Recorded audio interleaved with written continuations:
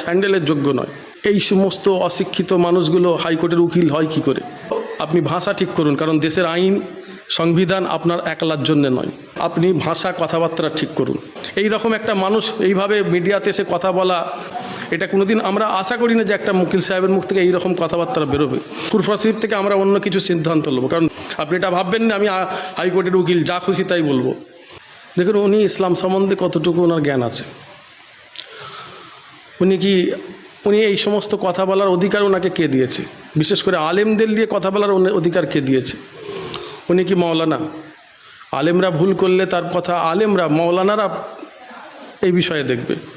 উনি সাধারণ মানুষ, ওনার যে বিষয়ে জ্ঞান আছে উনি সেই বিষয়ে কথা বলবে। উনি আলেমদের ব্যাপারে কথা বলার অধিকার কে দিয়েছে? ওনাকে ওনার আব্বা আম্মা এই শিক্ষাটা দিয়েছে?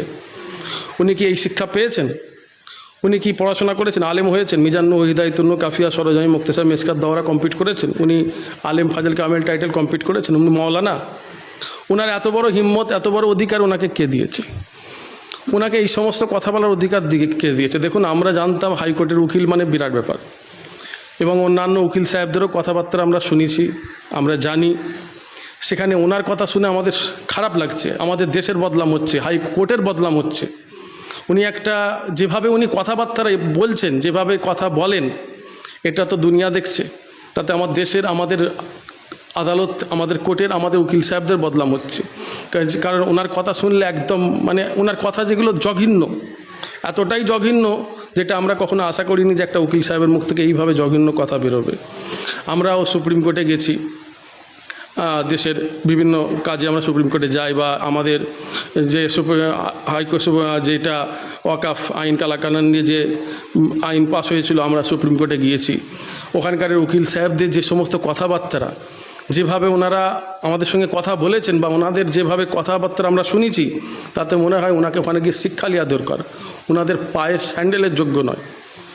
অন্যান্য উকিলদের প্রতি আমাদের ভালোবাসাও নষ্ট হচ্ছে, যে এই সমস্ত অশিক্ষিত মানুষগুলো হাইকোর্টের উকিল হয় কি করে?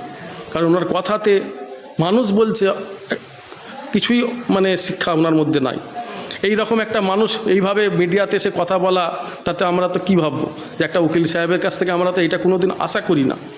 এটা কোনোদিন আমরা আশা করি না যে একটা উকিল সাহেবের মুখ থেকে এইরকম কথাবার্তা বেরোবে।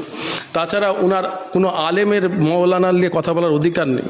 উনি ইসলাম সম্বন্ধে কি বোঝেন? উনি কোরআন, নবীর সুন্নত, আল্লাহর কোরআন, নবীর সম্বন্ধে, নবীর সুন্নত উনি কতটা মানেন? কতটা ওনার ইসলামের শিক্ষা আছে? আমি তাই অনুরোধ করব, আপনি ভাষা ঠিক করুন, কারণ দেশের আইন সংবিধান আপনার একলার জন্য নয়। আপনার জন্যে সুপ্রিম কোর্ট, আদালত, দেশের আইন কানুন